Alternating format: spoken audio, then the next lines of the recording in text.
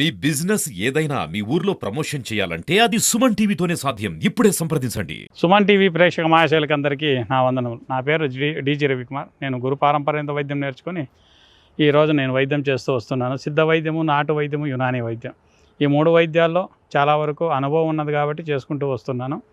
మీకు ఎలాంటి సమస్యలు ఉన్నా కూడా దీర్ఘకాలిక సమస్యలు ఉన్న వాళ్ళు మాత్రమే కాల్ చేయండి. ఎందుకంటే మాకు పనులు పాటలు ఉంటాయి, ఏదో పనుల్లో ఉంటాము. ఊరి ఉండరా టైం పాస్ చేస్తామని చెప్పి మా దగ్గర దయచేసి ఎవరు టైం పాస్ చేయకండి. మీకు మీరుగా చేసుకునే లాంటి రెమెడీస్ చాలా వరకు నేను చెప్తూ వస్తూ ఉన్నాను. ఈరోజు పారాలిసిస్ అనేది చాలా వరకు చాలామందిని బాధిస్తూ ఉంటుంది.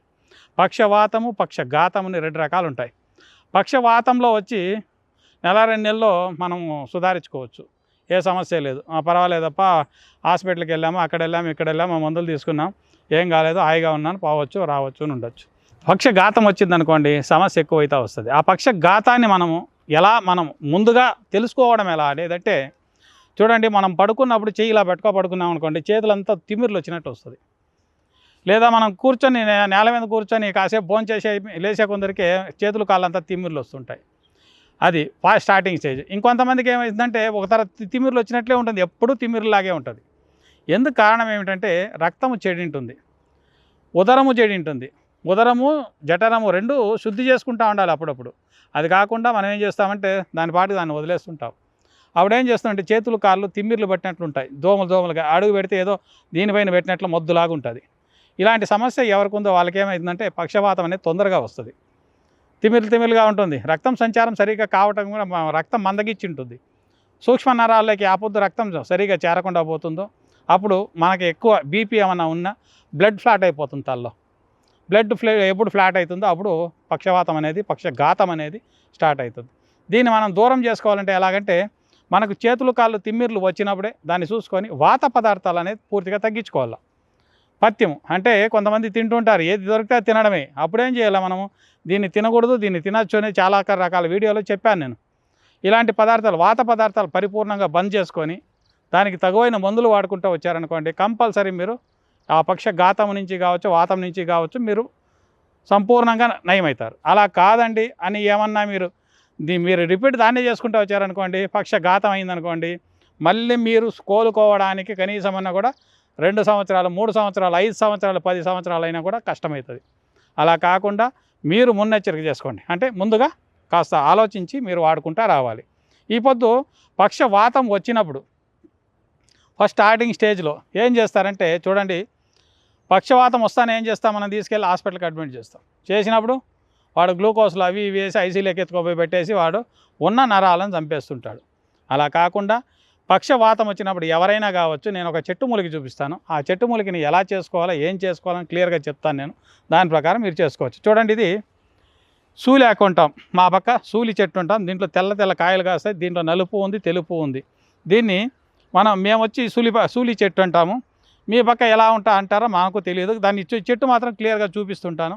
చూడండి, ఇది వచ్చి ఈ చెట్లో చిన్న కాయలు, ఒక బఠానీ కింద చిన్న సైజులో తెల్లకాయలు పూసేది ఒకటి ఉంటుంది, నల్లకాయలు పూసేది ఒకటి ఉంటుంది. ఇలా 2 రకాలు ఉన్నాయి.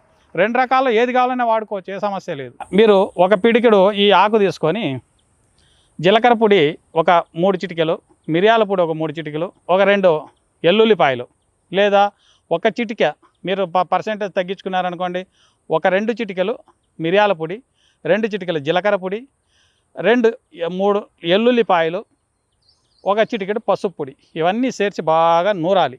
బాగా నైస్గా నూరుకున్న తర్వాత గోళీ సైజులో ఒక 2 గుంటలు 3 గుంటలు చేసుకొని తెల్లవారితో పొరగడుపున, మళ్ళీ సాయంత్రం పొరగడుపున, ఇలా 2 పూట్లు ఇస్తూ రావాలి. ఆ వ్యక్తిని అవుట్ సైడ్ ఎక్కడైతే తొడుకోపోకూడదు, ఇంట్లోపలే పెట్టాలి. సూర్యుని వెలుగు పడకుండా ఇంట్లోపలే పడ్డబెట్టి ఈ ఒక మందు ఇస్తా రావాలి. ఇచ్చిన తర్వాత మేకపాలు 1 గ్లాస్ తాగాలి. మేకపాలు 1 గ్లాసు బాగా కాంచుకోమని చెప్పండి. కాంచి కొద్దిగా చక్కెర వేయచ్చు, లేదా వేయకుండా మంచిది. ఎందుకంటే షుగర్ ఉన్న వాళ్ళు చాలామంది ఉంటారు.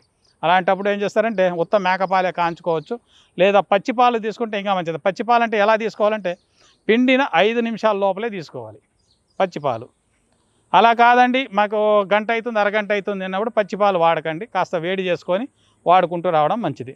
ఈ ఒక్క పాలు తీసుకొని ఈ ఒక 3 ఉంటలు వేసుకొని పాలు తాగేయాలి. ఇలా 5 రోజులు లేదా 10 రోజులు చేయండి చాలు.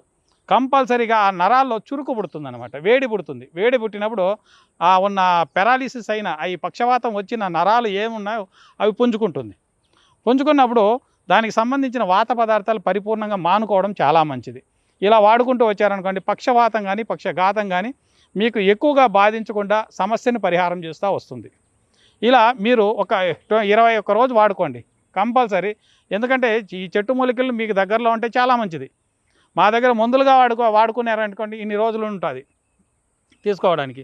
అదే మాకు డైరెక్ట్గా దొడుకొని వచ్చారనుకోండి, మీరు డైలీ వచ్చి పోతూ ఉండాలి. ఎలాంటి మీ ఆకు తెచ్చి మేము నూరి ఇవ్వాలంటే మీరు డైలీ వచ్చి పోతూ ఉండాలి. అలా కాకుండా మీరు చాందనాలు అయింది పక్షవాతం వచ్చి అన్న వాళ్ళు ఎవరైనా ఉంటే, సమస్య ఏమైనా ఎక్కువగా ఉంటే అలాంటి వాళ్ళు మాకు కాల్ చేశారనుకోండి, కింద వస్తున్న నెంబర్కి దానికి సంబంధించిన మందులు వేరే ఉంటాయి మా దగ్గర, పంపిస్తాము. ఈ ఒక్క పక్షఘాతం కానీ పక్షవాతం కానీ వచ్చిన వాళ్ళు ఈ ఒక్క ఆకుని మీకు మీరుగా వాడుకొని ఆ సమస్యను దూరం చేసుకోవాల్సిందిగా తెలియజేస్తూ ఈ వీడియో ముగిస్తున్నాను. నమస్కారం.